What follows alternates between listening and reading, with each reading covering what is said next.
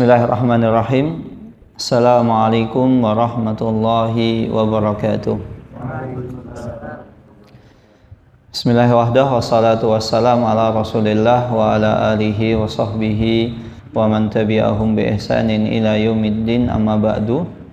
Allahumma sahli sadri wa yassir li amri wahlul 'uqdatam min lisani yafqahu qawli. Allahumma inna nas'aluka ilman nafi'an wa rizqan thayyiban wa amalan mutaqabbalan. Allahumma alimna ma yanfa'una wa zidna ilman wal huda wat tuqa was salaha ya rabbal alamin. Hussein dirahmati Allah Subhanahu wa taala. Alhamdulillah summa alhamdulillah. Segala puji hanya milik Allah Jalla Jalaluh. Salawat beriring salam tak lupa kita curahkan kepada junjungan kita, suri teladan kita, uswah hasanah kita, Nabiullah Muhammad sallallahu alaihi wasallam. Ikhwani fiddin, azani Allah wa iyyakum. Pada pertemuan sebelumnya telah kita jelaskan tentang salat Isya, bahwasanya salat Isya itu dianjurkan untuk agak diakhirkan. Namun ini jika seorang hamba atau kaum mukminin itu merasa tidak keberatan. Namun jika seandainya hal tersebut adalah memberatkan, terlebih lagi biasanya kalau ditunda malah jadi bablas, sehingga bisa jadi seseorang tidak melaksanakan salat Isya sebagaimana waktu yang telah ditentukan. Maka oleh karena itu tetap yang utama adalah salat di awal waktu. Terlebih lagi jika dengan seseorang salat di awal waktu, dia bisa melaksanakan salat Isya tersebut secara berjamaah. Wallahu ta'ala alam. Kemudian setelahnya kemarin kita jelaskan tentang waktu-waktu salat, yang mana waktu-waktu salat tersebut terdapat kaitannya antara salat asar dengan maghrib. Qala al-muallif, berkata penulis rahimahullahu taala, Syekh Muhammad bin Shalih Al-Utsaimin rahimahullahu taala, fa in qila hunaka fasilun bainal asri wal maghrib. Kalau seandainya ada seseorang yang mengatakan bahwasannya antara salat asar dengan salat maghrib itu ada jeda, fasil, ada jeda yang di antara keduanya. Li'annahu qala, karena Rasulullah sallallahu alaihi wasallam pernah bersabda, malam tasfarra syams, selama matahari tersebut itu belum menguning, maka waktu sholat asar itu masih ada waktunya, masih memungkinkan untuk seseorang melaksanakan sholat asar. Summa qal wa waqtul maghrib malam yaghibi syafaq, dan waktu sholat maghrib selama mega merah di ufuk itu belum hilang. Sedangkan kita tahu baina isfiralis samsi wa ghurubiha, antara menguningnya matahari dengan matahari tersebut itu tenggelam atau hilangnya mega merah di atas, waktun fasil, ada jeda di antara keduanya. Maka kita jawab di sini, hadal waqtul fasil min waqtil asli, daliluhu qauluhu sallallahu alaihi wasallam. Dan waktu al-fasil yang membedakan di antara salat asar dengan salat maghrib itu ada dalilnya. Rasulullah sallallahu alaihi wasallam pernah bersabda, man adraka rak'atan minal asri qabla an taghruba syamsu faqad adrakal asru. Barang siapa yang dia mendapatkan satu rakaat dari salat asar, jadi dia melaksanakan salat asar dengan catatan warna kuning itu belum hilang. Ini kan malam tasfarra syams, jadi matahari itu belum mulai menguning atau matahari belum siap-siap untuk terbenam. Maka barang siapa yang melaksanakan sholat asar sebelum matahari itu terbenam atau matahari belum menguning, faqad adrakal asra, maka orang tersebut sejatinya telah mendapatkan sholat asar. Jadi sholat asarnya dianggap sah walaupun dia hanya mendapatkan 1 rakaat. Kenapa mendapatkan 1 rakaat dianggap sah, dianggap mendapatkan sholat asar? Ya dalilnya ini. Maka oleh karena itu kita bisa mengetahui untuk sholat asar itu memiliki 2 waktu. Waktun ikhtiyari ila isfirari syams, yaitu waktu ikhtiyari. Apa itu ikhtiyari? Yaitu waktu yang utama untuk seseorang melaksanakan sholat asar. Kapan itu? Sampai matahari itu menguning. Wa waktu daruri ila ghurubi syams, dan waktu yang daruri atau waktu yang mana seseorang mau tidak mau harus melaksanakan sholat pada waktu itu. Artinya kalau keluar dari waktu itu dia dianggap sholatnya itu tidak sah. Jadi misalnya matahari itu mulai menguning biasanya sekitar atau siap-siap. Jadi matahari siap-siap mulai menguning itu sekitar jam 5.30 kalau saat ini. Sholat maghrib jam berapa? Sekitar jam 6 kalau tidak salah. Sekarang itu maghrib itu sekitar jam 6 atau kurang. Jam berapa? Maghrib jam 6:07. Ya, 6 sekarang maghrib itu jam 6:07. Jadi matahari menguning itu sekitar setengah 6. Maka dari setengah 6 sampai jam 6 itu waktu daruri, waktu darurat. Maka seandainya seseorang tidak melaksanakan sholat pada waktu itu, maka sholatnya dianggap tidak sah. Nah, kenapa dikatakan sampai jam 6? Karena tadi matahari terbit atau waktu matahari tenggelam atau waktu sholat maghrib jam 6:07. Nah, sholat maghrib 3 rakaat itu cukup dilaksanakan dalam waktu 5 menit atau 7 menit. Kalau kurang dari itu, bisa enggak orang melaksanakan sholat maghrib? Bisa. Tapi bisa jadi sholatnya itu tidak khusyuk atau tidak tumak ninah. Padahal tumak ninah adalah rukun sholat. Nah, kalau rukun sholat saja tidak terpenuhi, sholatnya dianggap sah enggak? Tidak. Nah, sedangkan waktu ikhtiyari itu antara pukul dari sholat asar dari jam 3.15 sampai jam 5:30. Itu waktu ikhtiyari untuk saat ini. Nah, faedah dari penentuan waktu sholat ini adalah annal insan idza kana ahlan liwujubi sholati qabla ayatu al-waqtu lazimathu sholat. Kalau seandainya ada seseorang yang dia sejatinya wajib untuk melaksanakan sholat, kapan itu? Sebelum ayatul al-waqt, sebelum waktunya itu datang. Lazimathu as-sholat, maka dia wajib untuk melaksanakan sholat tersebut. Wa idza zalat ahliyatuhu fi sholati qabla ayyadkhul al-waqtu wastamarra zawalu ahliyati ila khurujil waqti lam tajib alaihi salat. Kalau seandainya beban kewajiban bagi orang tersebut itu hilang sebelum masuk waktunya dan beban tersebut itu masih ada pada dirinya sampai keluar waktu sholat, maka dia tidak wajib untuk melaksanakan sholat. Nah, untuk memudahkan kita berikan contoh. Linafrid, kalau seandainya ada seseorang yang usiba bi marad, dia sakit, fa'ughmiya alaihi, kemudian orang tersebut itu pingsan misalnya, dia pingsan atau misalnya dia melakukan operasi kan bisa 6 jam, 7 jam, kadang 3 jam, paling cukup 3 jam. Ada yang operasi yang biusnya itu total bisa 12 jam, operasi besar.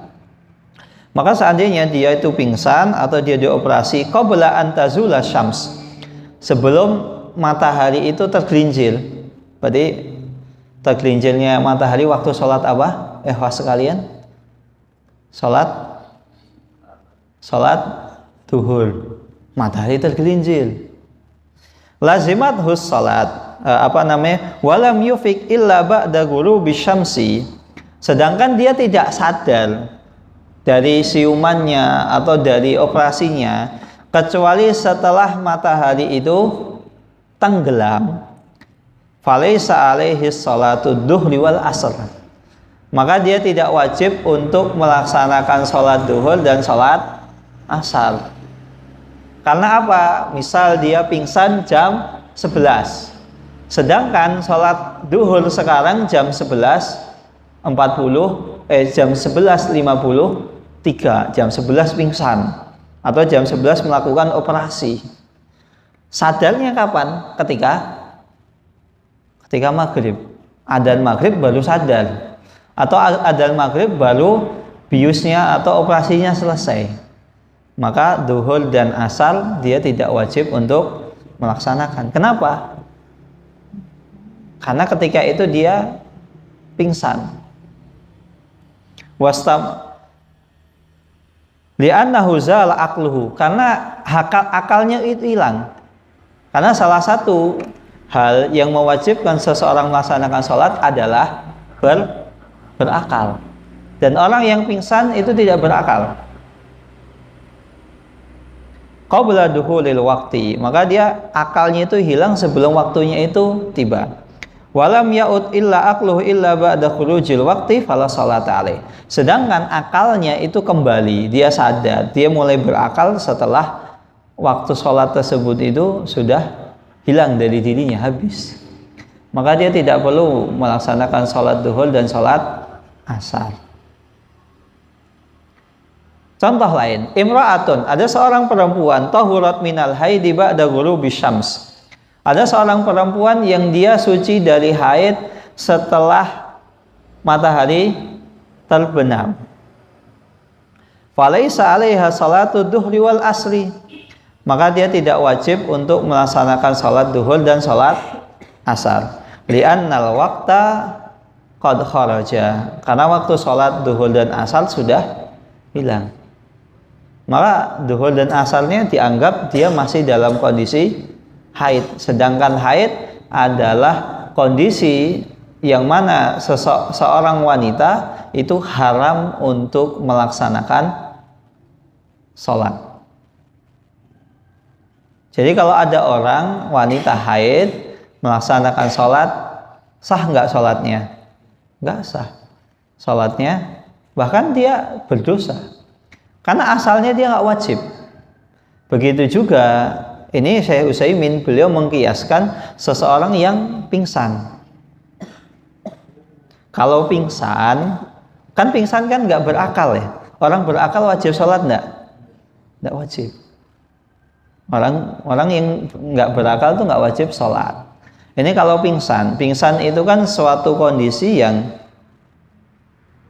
kita tidak bisa memprediksi atau kita tidak bisa ngatur. Saya tak pingsannya nantilah jam 11, sadarnya jam 6 misalnya ketika sholat maghrib, tidak bisa. Tapi berbeda dengan misalnya operasi kan bisa. Operasi itu kan bisa diakalin. Ini biusnya berapa lama? Operasinya berapa lama?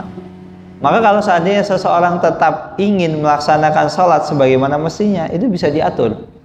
Misalnya saya pengen di biusnya itu setelah sholat duhur misalnya. Ini biusnya berapa lama?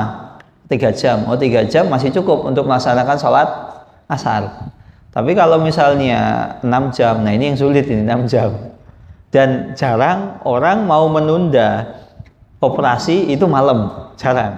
Biasanya operasi itu waktunya siang. Maka tinggal ya fattakullah mastata'tum. Kemudian imra'atun hadat, ada seorang perempuan dia haid qabla zawali samsi bi rubu'i sa'atin. Ada seorang perempuan yang dia haid sekitar 1/4 jam sebelum matahari itu tergelincir, atau 1/4 jam sebelum masuk waktu sholat duhur. Matahari tergelincir, zawal.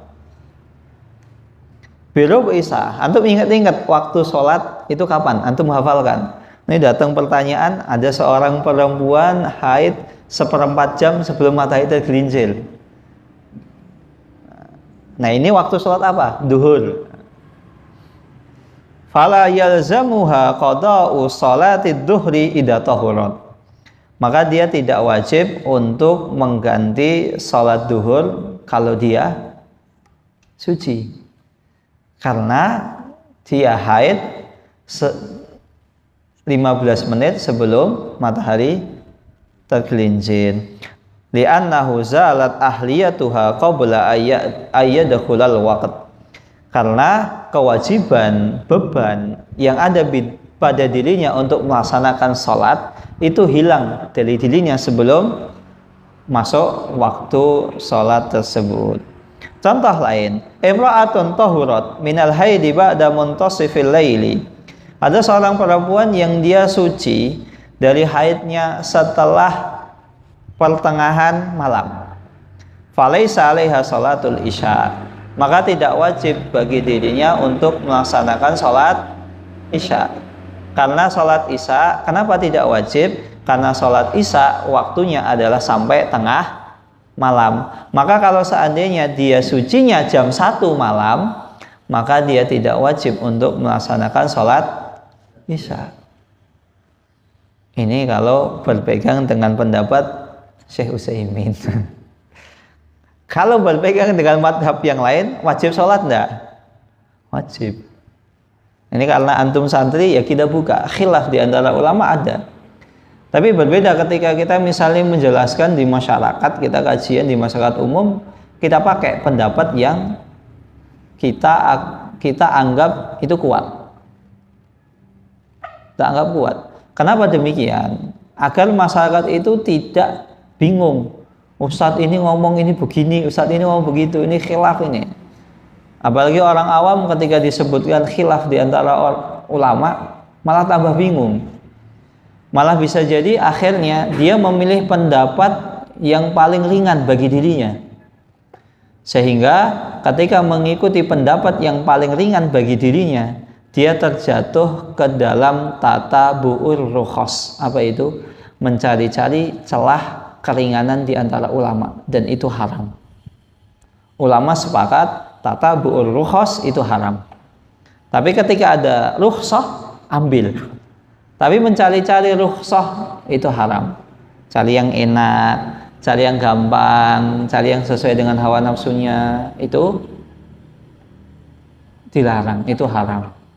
Maka untuk orang awam ya kajiannya yang antum anggap kuat mana, jelaskan. Tapi berbeda dengan kelasnya santri, thalibul ilmi, pembelajar, ya terkadang kita perlu untuk menyebutkan khilaf di antara ulama. Karena apa? Beda makomnya, beda levelnya. Orang awam suruh baca kitab tidak bisa. Kalau santri insya Allah bisa. Lian falaisa alaihi salatul isya li'annahu qad kharajal waqt. Karena waktu salat isya itu sudah keluar. Wa alaha ada fakis. Maka oleh karena itu tinggal kita kiaskan permasalahan-permasalahan yang lain. Kemudian di sini Syekh Utsaimin rahimahullah taala menyebutkan summa mal hikmatu fi annaha ju'ilat fi hadhil awqat. Kemudian pertanyaannya, apa hikmah kenapa Allah Subhanahu wa taala menjadikan waktu-waktu salat ini ada jedanya? Tajidu baina salataini fi ba'dil ahyani muddatan tawilah. Terkadang kita temukan antara salat satu dengan salat yang lain itu jedanya panjang. Wa ba'dul ahyan baina salataini muddatan qasirah. Dan terkadang di antara dua salat ini muddah qasirah, itu waktunya pendek. Faminal fajri ila dhuhri muddatun tawilah. Antara salat subuh dengan salat duhur itu jedanya kan panjang. Jam 5 sampai jam 12 misalnya, 7 jam. Wa minad dhuhri ilal asri wasatun. Dan antara sholat duhur dengan sholat asar jedanya itu sedang, jam 12 sampai jam 3, lumayan 3 jam, sedang. Wa minal maghrib ilal isya'i qasiratun. Dan jeda antara sholat maghrib dengan sholat isya itu sangat pendek. Jam 6 sampai jam 7, sekitar satu jam. Al-jawab, maka jawabannya adalah al-hikmatu fi dzalika wallahu a'lamu bi hikmatihi. Dan hikmah di antara jeda tersebut, dan tentunya Allah Subhanahu wa taala lebih mengetahui hikmahnya. Annaha rubitat bi taghayyulil ufuqi taghayyuran dhahiran bayyinan. Karena hal tersebut, perbedaan atau jangka waktu tersebut, ini kenapa bisa panjang, ini bisa pendek, kenapa ini sedang, karena itu semua rubitat itu dikaitkan dengan taghayyurul ufuq, pergantian ufuk, taghayyuran dhahiran bayyinan, yang mana pada di ufuk tersebut itu pergantiannya sangat nampak jelas sekali. Yang kuning tiba-tiba merah, tiba-tiba merahnya hilang menjadi gelap. Subuh gelap, keduhur terang benderang. Subuh ke duhur itu sudah mulai panas. Ke asar panasnya sudah mulai mereda. Asar ke maghrib sudah mulai kuning, sudah mulai hangat lah, gitulah bahasanya ya. Sudah mulai hangat. Asar itu sudah mulai hangat. Asar ke maghrib itu hangat, sejuk, enak. Maghrib ke isya itu sudah mulai ada sedikit malam. Isya ke subuh itu sudah gelap gulita. Al-jawab, famasalan bainamal nasu fi dhalamid damis idal bil ufuqi istanara wa tahayya al istiqbali syamsi wa hadha taghayyurun ufuqiyyun adimun laysa bil hayyin. Kalau seandainya ada di antara manusia fi dhalamin damis, yang mana matahari langit itu gelap gulita, dhalam damis itu gelap gulita. Idza bil ufuqi istanara, kemudian di ufuk itu muncul istanara, muncul apa? Cahaya. Wa tahayya al istiqbali syamsi, dan ufuk tersebut itu karena memunculkan cahaya, dia bersiap-siap untuk menjemput atau untuk menyambut matahari. Wa hadza taghayyurun ufuqiyyun adimun laysa bil hayyin, dan pergantian di ufuk entah barat entah timur ini adalah sebuah pergantian yang azim, yang besar. Laysa bihayyin, bukan suatu perkara yang remeh. Man yastati'u ayati bihadan nur, siapakah yang bisa mendatangkan cahaya ba'da an kanal ufuqu mudliman dhalaman damishan, setelah langit itu yang gelap gulita. La ahad yastati'u illallah, maka jawabannya tidak ada sesuatu pun yang bisa mendatangkan itu kecuali Allah Subhanahu wa taala.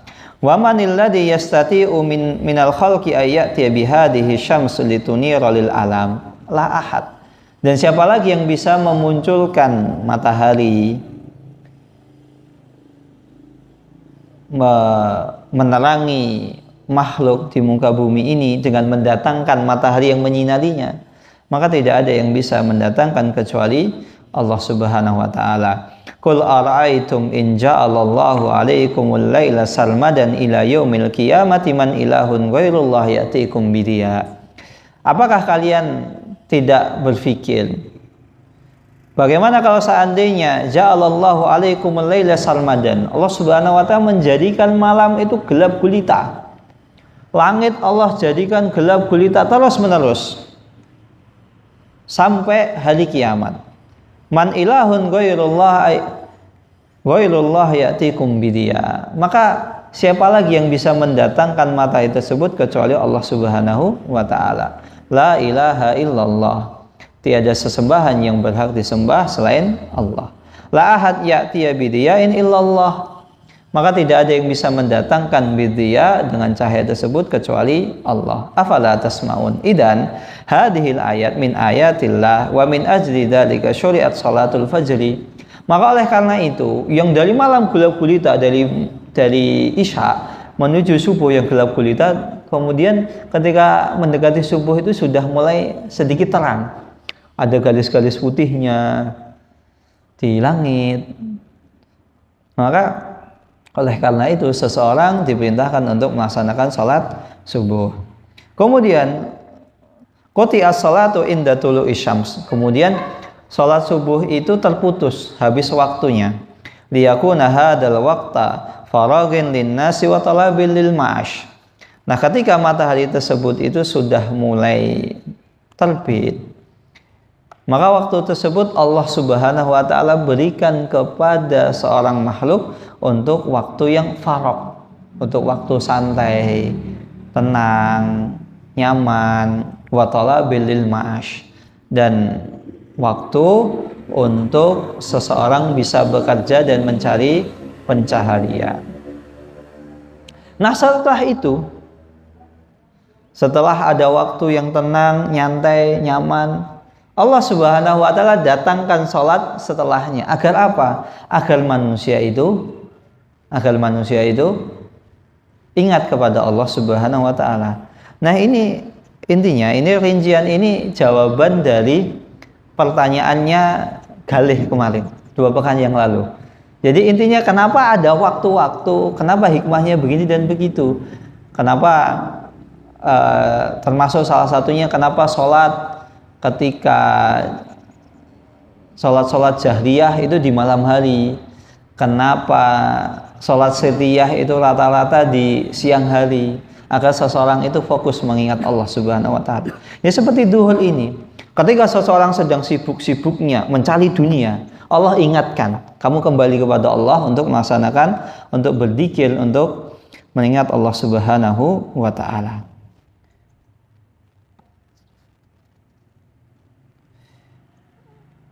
Maka dari sini kita bisa tahu setiap hikmah jeda, kita ringkas saja ya. Kalau di detail-detailkan nanti sepertinya terlalu panjang. Jadi intinya hikmah dari jeda antara waktu maghrib, malam kepada subuh. Ketika subuh itu kan matahari sudah mulai siap-siap untuk menyambut matahari, sehingga matahari tersebut yang awalnya gelap gulita, dan umumnya ketika seseorang itu gelap gulita, seseorang itu takut, karena normal tabiat manusia takut akan gelap. Kemudian Allah Subhanahu wa taala datangkan cahaya waktu subuh sehingga manusia menjadi sedikit tenang. Sehingga apa? Yang awalnya gelap gulita tidak nampak, kemudian jadi nampak. Seperti kisahnya Rasulullah SAW, beliau sholat subuh yang di riwayat Aisyah kemarin, beliau sholat subuh itu di awal waktu. Tapi karena beliau sholat subuhnya itu bacaannya panjang, ketika selesai, yang awalnya sahabat datang berangkat itu masih gelap gulita.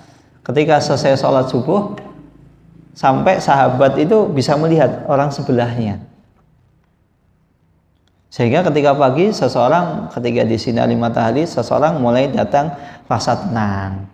Ketika tenang, nah, fantasyiru fil ardi wabtaghu min fadlillah. Maka kalian menyebarlah di muka bumi dan carilah nikmat Allah Subhanahu wa taala dengan bekerja. Nah, ketika duhur Allah Subhanahu wa taala ingatkan, kalian sudah diberikan waktu untuk bekerja, mencari dunia, mengejar dunia. Jangan lupa kalian untuk melaksanakan sholat duhur yang ditandai dengan waktu duhur tersebut itu biasanya pas panas-panasnya. Nah, hikmah kenapa siang hari itu panas? Rasulullah SAW pernah mengatakan kenapa duhur itu panas. Karena salah satunya adalah saat itu api di neraka itu sedang dipanaskan, sedang panas-panasnya, sehingga sampai kepada bumi.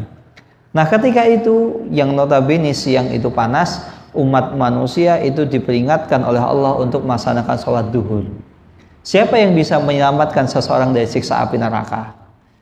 Jika ketika siang hari saja banyak orang merasa kepanasan, maka oleh karena itu seseorang diperintahkan untuk melaksanakan sholat duhur. Hikmahnya dunia. Kamu jangan lupa mencari dunia, tapi kamu jangan lupa juga mencari mencari akhirat. Ingat, ada waktu-waktu seseorang untuk melaksanakan salat, untuk berzikir kepada Allah Subhanahu wa taala. Adapun salat asar, wallahu taala alam, Allah Subhanahu wa taala yang lebih mengetahui hikmah di balik itu.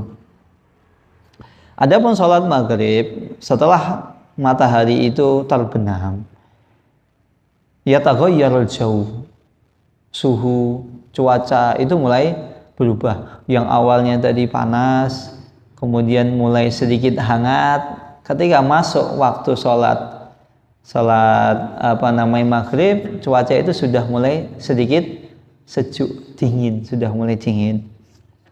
Wa ma'adhamul ardu law syahadtaha wa anta fit ta'irah. Terlebih lagi kata Syekh Utsaimin, kalau seandainya engkau menaiki sebuah pesawat, maka akan sungguh terasa nikmatnya. Bagi orang kalau naik pesawat, awalnya itu apa? Awalnya misalnya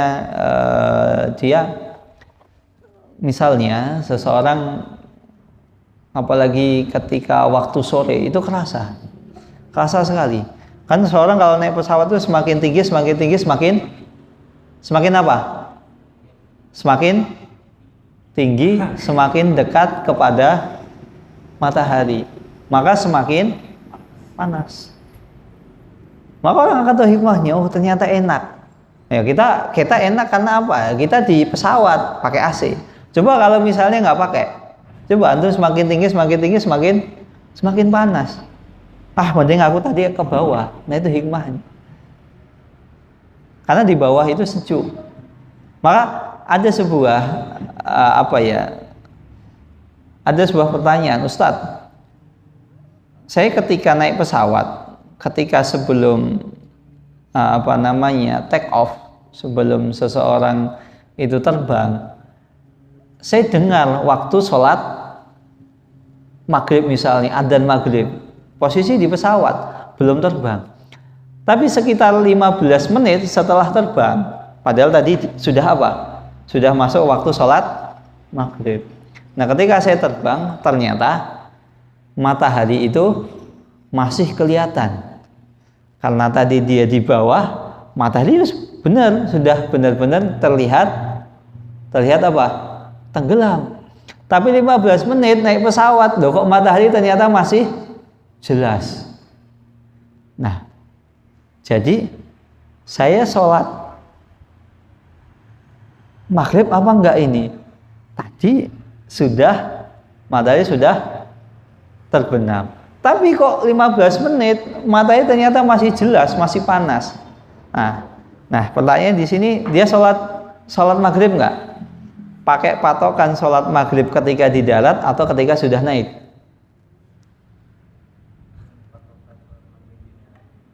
Pakai patokan sholat maghrib ketika di darat. Karena apa? Hukum asalnya dia sudah terkena kewajiban sholat ketika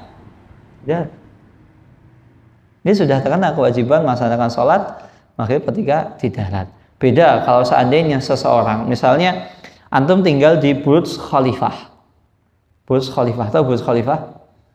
Yang ada di Dubai, yang tingginya sekitar 850 meter, hampir 1 kilo tingginya. Maka di Burj Khalifah itu bisa jadi seseorang dalam sehari itu bisa 2 sampai 3 kali menyaksikan matahari itu terbenam.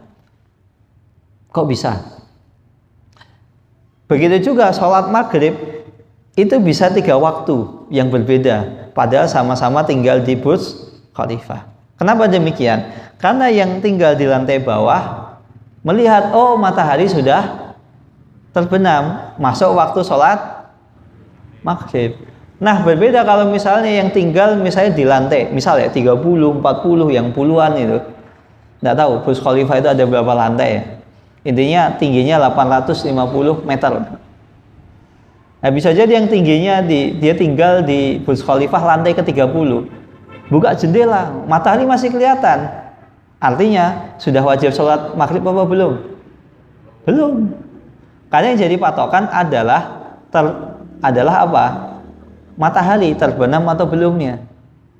Maka bisa jadi beda antara yang tinggal di lantai 1 dengan lantai 30 bisa jadi 30 menit.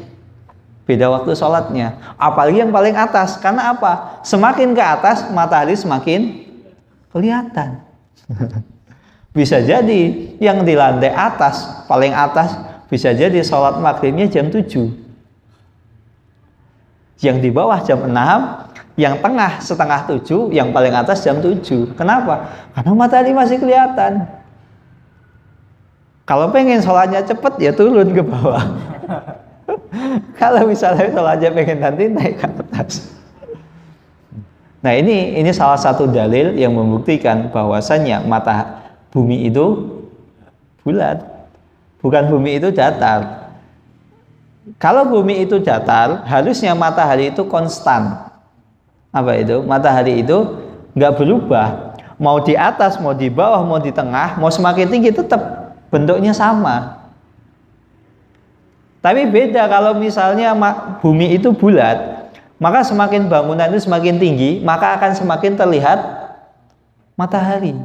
Tapi kalau bangunan itu semakin rendah, maka matahari itu akan semakin tidak terlihat. Ini membuktikan bahwasannya bumi itu bulat.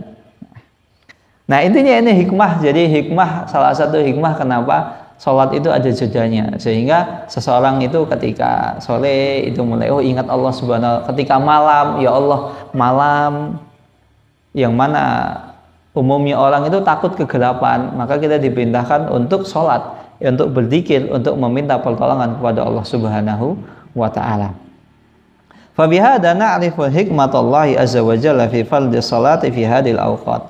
Maka oleh karena itu kita tahu bahwa hikmah kenapa Allah Subhanahu wa taala menentukan waktu-waktu salat ada jedanya. Summa inna min ni'matillahi kanat hadhihi salawat mawzu'atun ala awqatin ihtaraha Allah azza wa jalla an takuna awqatan laha wa laysat fi waqtin wahid. Kemudian di antara hikmah Allah Subhanahu wa taala kepada umat manusia, kenapa Allah Subhanahu wa taala menjadikan waktu sholat tersebut itu muwazza'ah. Apa itu muwazza'ah? Terbagi, terpisah-pisah. Jadi ini hikmah selanjutnya. Ala awqatin ihtarahullah, yaitu pada waktu yang Allah Subhanahu wa taala tentukan. Yang mana setiap sholat laha awqatan laha. Jadi setiap sholat itu punya waktunya masing-masing. Duhur jam sekian sampai sekian, asar sekian sampai sekian, atau duhur waktunya ketika matahari tergelincir sampai matahari condong, ambil condong. Kemudian asar juga demikian, dari matahari itu sudah tergelincir, sudah condong sampai matahari itu mau tenggelam, ada hikmahnya. Walaysat fi waqtin wahid, dan Allah Subhanahu wa taala tidak menjadikan sholat itu di satu waktu. Misalnya jam 7 subuh, duhur, asar, maghrib, isya. Falil fajri waktun, sholat fajar, sholat subuh ada waktunya, sholat duhur ada waktunya, sholat asar ada waktunya. Falima ada uziat ala hadil awqat. Kenapa Allah Subhanahu wa taala menjadikan waktu-waktu tersebut itu terbagi? Tadi kan ada, kenapa ada jedanya? Sekarang kenapa dibagi? Hikmahnya apa? Nah ini al-jawab li faidatain. Hikmahnya ada dua faedah. Yang pertama, Allah yahdusal malalu wa ta'ab lil insan, agar seseorang itu tidak merasa bosan dan tidak merasa capek. Li'annaha law jumi'at fi waqtin wahidin la asaban nasu masyaqqatan fi ba'dil ahyan. Kalau seandainya sholat tersebut itu dijadikan satu waktu, langsung dirapel 5 waktu dalam satu waktu, la asaban nas, maka bisa jadi manusia itu terkadang mengalami kesulitan, masyaqqah, fi ba'dil ahyan, pada waktu-waktu tertentu. Misal tiba-tiba dia deadline, kerjaannya banyak, atau anaknya lagi rewel, sholatnya hanya ada satu waktu, jam 7 sampai jam 9. Ternyata anaknya rewel sekali. Apalagi anak-anak ketika masih bayi, belum bisa ngomong, yang dia bisa hanya nangis. Nah, istrinya mau sholat, nah kebetulan suaminya sedang kerja. Gimana sholatnya?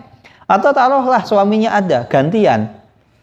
gantian, artinya 1 jam. Bisa jadi nanti malah nggak fokus, apalagi istri lagi sholat, anak nangis, udah itu fokusnya hilang, buyar.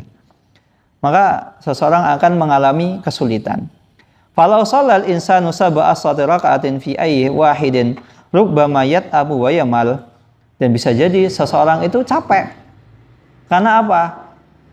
Kejar target, dirapel, capek. 2 rakaat saya, assalamualaikum, kemudian sholat lagi. Atau bisa jadi bosan. Karena melakukan suatu hal yang setiap hari yang sama, dan hal tersebut itu harus dijadikan rutinitas terus menerus. Berbeda kalau misalnya ada jedanya, ada jeda subuh ke duhur. Ketika orang sudah bekerja capek, ternyata di perusahaan, di kantor dimarahin oleh atasannya, bosnya. Ada sesi apa? Istirahat, ada sesi healing. Healingnya sholat. Maka Rasulullah SAW pernah mengatakan, ya Bilal alihna bis salat. Ya Allah, buatlah aku healing. Kalau bahasa sekarang kan begitu ya. Istirahatkanlah aku dengan sholat. Healing. Maka Rasulullah SAW pernah, ya Bilal, adzan alihna bis salat. Maka healing itu sholat. Bukan healing itu apa namanya jalan-jalan. Ya bolehlah kita jalan-jalan boleh. Tapi jangan dijadikan healing. Pokoknya healing saya itu jalan-jalan ke sana kemari. Apalagi generasi-generasi sekarang. Kerja setengah tahun, healingnya 1 tahun.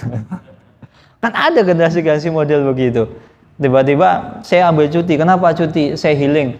Saya setengah tahun capek, saya kerja. Nggak dapat. Ini jadikan healing kita ini sholat. Apalagi habis duhur, itu Masya Allah nyaman. Habis sholat, duduk kemudian. Nyaman sekali, Masya Allah. Apalagi setelah capek kerja, itu benar-benar healing yang bermanfaat dan berpahala.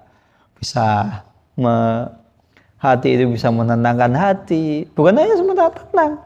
Yang tadi ketika kerja pikirannya semrawut, dimarahin atasan, ngejar deadline, sholat, fokus hanya untuk Allah Subhanahu wa Ta'ala. Masalah-masalah bisa dilupakan. Bisa tenang.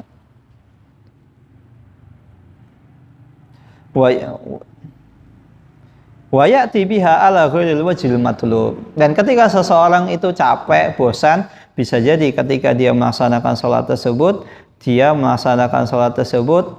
ala ghairil wajhil matlub. Dia melaksanakan sholat tersebut itu asal-asalan. Wa rubbama yakunu fi ba'dil awqati syaqqan, dan bisa jadi di lain waktu dia merasa kesulitan seperti tadi. Misalnya ada anak rewel atau lain sebagainya, atau bisa jadi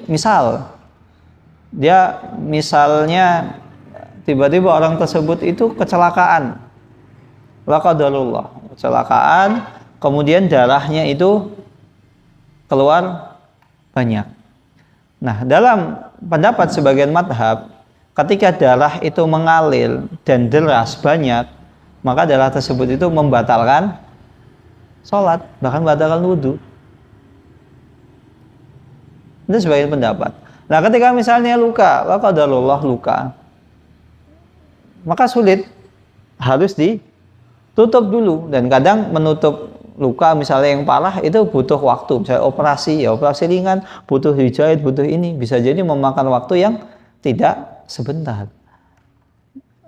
Kemudian setelah dijahit, wudhunya gimana? Misalnya kepalanya bocor gitu, atau kepalanya diperban, gimana wudhunya? Sulit mau wudhu. Misalnya kepalanya diperban, kakinya ternyata mohon maaf luka, digips, gimana wudhunya? Sulit. Gimana ini mau wudhu? Setengah jam wudhu nggak selesai. Nyari orang mau mewudhukan belum tentu mau, atau tidak ada. Nah, bisa jadi sisa waktu hanya misalnya 1 jam atau setengah jam, dia harus menyelesaikan sholat 17 rakaat. Maka ini memberatkan bagi dirinya. Fafaraqat fi awqati khamsah. Maka Allah Subhanahu wa Ta'ala menjadikan sholat itu dalam 5 waktu. Faidakil, kalau seandainya ada orang yang mengatakan bagaimana dengan sholat taraweh di Ramadan? Maka kita katakan, sesungguhnya sholat taraweh itu sunnah. Lau sa'al insan tarokaha. Kalau seandainya dia mau, dia bisa meninggalkan, tidak perlu melaksanakan sholat taraweh. Fa'idha ta'iba masalan fahuwa fi hil. Apalagi kalau seandainya dia capek. Misalnya dia lembur, kerja, capek, tidak sempat di bulan Ramadan untuk melaksanakan sholat taraweh. Dia bisa untuk tidak melaksanakan sholat taraweh yang sholihu wa yastari. Setelah sholat isya, dia bisa pulang ke rumahnya dan istirahat. Tidak perlu atau tidak harus ikut sholat tarawih bersama imam. Lakin idza kanat fardhoh, kalau seandainya sholat tarawih itu adalah sholat yang wajib, fa innaha mujbaran ala ayyaf'alaha ala wajhil ladzi waradat alaihi. Berbeda kalau seandainya sholat tarawih itu adalah sholat wajib. Tarawih itu sunnah, dilaksanakan berpahala dan ditinggalkan tidak berdosa tapi rugi gitu. Tapi karena capek, ya bisa jadi aku kalau capek melaksanakan sholat tarawih bisa jadi nggak khusyuk, bisa ditinggalkan. Tapi sayang dia rugi, nggak dapat pahala tambahan. Tapi berbeda kalau dia misalnya ini sholat wajib, mau nggak mau dia harus melaksanakan sholat tarawih pada waktunya. Padahal capek, pegel, bisa jadi ketika sholat tarawih lah. Akhirnya yang penting 11 rakaat. Atau yang penting 23 rakaat tapi 10 menit. Nggak khusyuk akhirnya, nggak tumaninah. Dia hanya sembahyang, yaitu sholat asal gerak.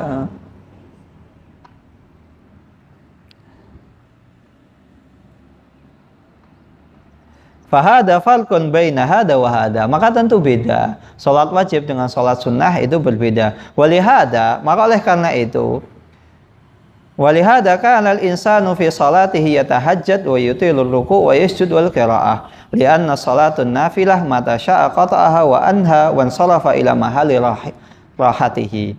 Oleh karena itu, ketika seseorang melaksanakan salat malam, fi salatihi yatahajjad, ketika dia salat malam tahajud wa yutil, maka dia disunnahkan untuk memperpanjang ruku' dan sujudnya, wal qiraah, dan begitu juga bacaannya. Karena kenapa? Dia salat sunnah.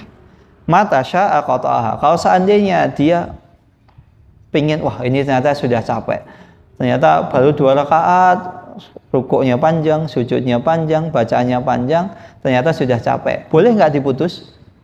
Boleh. Dia langsung misalnya baru 4 rakaat, udah 2 rakaat tinggal ditutup dengan sholat witir, bisa. Karena asalnya sholat malam adalah sholatul lail masna. Sholat malam itu 2 rakaat. Maka ketika sholat malam selesai, ditutup dengan witir. 1 rakaat misalnya, karena sudah capek. 5, sah nggak? Sah. Berbeda kalau itu sholat wajib. Sholat tahajud harus 13 rakaat atau 11 rakaat. Gimana? Akhirnya asal-asalan. Kan yang kita tahu sholat malam, sholat tahajud itu 11 atau 13. Nah, karena ini mengingat ini sholat sunnah, maka kalau seandainya seseorang baru melaksanakan 4, kemudian ditutup 1 atau 3, sah nggak sholatnya? Sah. Tapi kalau ini sholat wajib, sholatnya nggak sah. Harus 11 atau 13. Maka berbeda. Sholat taraweh itu sunnah bukan wajib. Faedah yang kedua, kenapa Allah Subhanahu wa Ta'ala menjadikan sholat wajib itu terbagi-bagi waktunya, masing-masing memiliki waktu. Yang kedua, lau jumi'at fi waqtin wahidin la baqiyal insanu baqiyata yaumi wa lailatin biduni ayata'abbad li rabbih bis salatil mafruḍah. Kalau seandainya salat itu dijadikan satu waktu, maka ada waktu di mana manusia sisa-sisa waktunya la baqiyal insanu baqiyatal yaum, sisa-sisa waktunya pada pagi atau malam harinya biduni ayata'abbad li rabbih bisalat, maka ada yang kosong pada waktu-waktu tersebut untuk beribadah kepada Allah dengan sholat. Karena sholatnya apa? Misalnya hanya pagi, malamnya ngapain? Bisa jadi malamnya akhirnya nggak beribadah, tidak sholat. Dan sangat mungkin ketika namanya manusia, banyak waktu kosong, banyak waktu longgar, biasanya digunakan untuk hal yang manfaat atau non-faedah. Non-faedah. Maka oleh karena itu waktu sholat itu dibagi, ada waktunya masing-masing, sehingga seorang ketika pagi beribadah, sore beribadah, siang beribadah, malam juga beribadah kepada Allah. Ketika menjelang pagi juga seseorang beribadah kepada Allah Subhanahu wa ta'ala. Wa hadza yujibu inqita'an bainal insani wa rabbih fi shalatil mafruḍah. Sehingga kalau dijadikan satu waktu menjadikan hubungan inqita' bainal insan wa rabbih, hubungan antara Allah Subhanahu wa ta'ala itu terputus. Allah Subhanahu wa ta'ala dengan hamba itu terputus. Padahal kita ini diminta hubungan kita dengan Allah itu senantiasa menyambung. Falam yahsulil matlub. Maka apa yang diinginkan Allah dari seorang hamba harus senantiasa terhubung dengan Allah, senantiasa beribadah kepada Allah Subhanahu wa ta'ala, itu tidak tercapai. Likauniha tuhyil qalba wa tuqarribu ilallahi azza wa jalla. Sehingga ketika dengan waktu yang terbagi-bagi ini, ada waktu khusus masing-masing, hati manusia itu tuhyil qalb, hati manusia itu bisa apa? Bisa lembut. Bisa hati manusia itu bisa hidup kembali, dia bisa pikirannya bisa direfresh kembali, kegalauan di dalam hatinya itu bisa hilang. Wa tuqarribu ilallah, dan bisa mendekatkan diri kepada Allah Subhanahu wa ta'ala. Falihada, maka oleh karena itu wuziat ala awqatin, salat tersebut itu terbagi pada waktu-waktu yang telah Allah Subhanahu wa ta'ala pilih. Liyakuna hadat tafriq kasyaqis sajarah, sehingga dengan waktu-waktu tersebut itu terbagi memiliki waktu masing-masing, salat itu seakan-akan seperti seseorang yang sedang menyiram pohonnya, sehingga pohon yang disiram dia senantiasa mendapatkan apa? Kesegaran, tenang. Begitu juga dengan kita akan senantiasa mendapatkan siraman rohani. Hati kita ini akan senantiasa terhubung dengan Allah, terkait dengan Allah Subhanahu wa ta'ala. Kegalauan kita yang tadi galau, setelah kerja, sholat, hilang galaunya. Atau kegalauannya berkurang. Yang tadi ketika sebelum sholat duhur, dikejar-kejar bosnya, akhirnya pusing, sholat. Selesai sholat, bisa lebih tenang menghadapi bosnya. Gimana tugasnya? Aman bos, tenang. Tadi, waduh bosnya ngejar-ngejar terus, ini gimana. Adzan. Allahu Akbar, alhamdulillah, tenang. Ada sesi untuk merefresh hati. Ada sesi untuk healing hati kita. Masya Allah. Sehingga ketika masuk kerja lagi atau bekerja atau mencari nafkah, bisa lebih tenang dalam menghadapi hiruk pikuk dunia. Maka oleh karena itu Allah Subhanahu wa ta'ala berfirman, wa aqimis salata lidzikri, dan dirikanlah salat untuk apa? Mengingatku, agar engkau senantiasa ingat kepada Allah Subhanahu wa ta'ala. Tapi bukan wa aqimis sholata lidzikri di sini, salat kalau ingat. Nah, iya kan ada sebagian orang menerjemahkan aqimis sholata lidzikri. Udah sholat duhur, udah. Loh kok aku nggak lihat kamu melaksanakan sholat duhur? Ya kan aqimis sholata lidzikri, yang penting aku ingat sholat duhur jam berapa? 11.53 kan? Ya iya. Ya kan aku ingat, udah selesai. Tidak tepat seperti ini. Sekalian. Wala yajuzu an tuqaddimas salatu qabla waqtiha hatta law kana nasiyan aw jahilan. Dan seseorang dilarang untuk tidak diperkenankan untuk melaksanakan salat sebelum waktunya. Sampai pun kalau seandainya orang tersebut itu nasian. Apa itu nasian? Dia lupa atau jahilan atau dia tidak tahu. Wa yajibu ayyuid, maka oleh karena itu dia wajib untuk mengulangi salatnya. Maka oleh karena itu dia wajib untuk melaksanakan sholatnya, untuk mengulangi sholatnya. Kalau seandainya seseorang dia lupa atau tidak tahu, maka wajib dia mengulangi sholatnya walaupun tadi dia sudah melaksanakan sholat tapi belum pada waktunya. Kama anna man doha, sebagaimana seseorang yang dia menyembelih udhiyah qabla salatil id, misalnya dia menyembelih kurban sebelum salat id, fala udhiyata lahu, maka hewan yang disembelih tersebut tidak dianggap sebagai hewan sembelihan, hanya saja dia dianggap sebagai sedekah. Walau kana jahilan fala udhiyata, dan maka nggak dianggap, kurbannya nggak dianggap walaupun dia tidak tahu.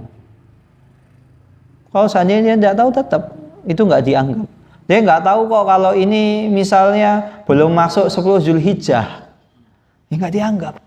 Maka oleh karena itu, ini kalau antara NU dengan Muhammadiyah atau dengan pemerintah terjadi perselisihan kapan Idul Adha, tanggal misalnya ya, tanggal 29 atau tanggal 30 Desember misalnya, Idul Adha-nya kapan? Misalnya versi Muhammadiyah itu adalah Idul Adha-nya tanggal 29, sedangkan pemerintah Idul Adha-nya itu tanggal 30, maka menyembelih kurbannya kapan? Tanggal 30. Walaupun dia Muhammadiyah. Kenapa demikian? Karena tanggal 30 itu sudah pasti masuk Idul Adha. Sedangkan tanggal 29 itu belum tentu. Iya, Muhammadiyah iya. Bagi kami ini 10 Zulhijjah. Tapi kita melakukan sesuatu yang sudah pasti itu jelas-jelas lebih enak. Lebih pasti sahnya. Karena ketika menyembelih kurban itu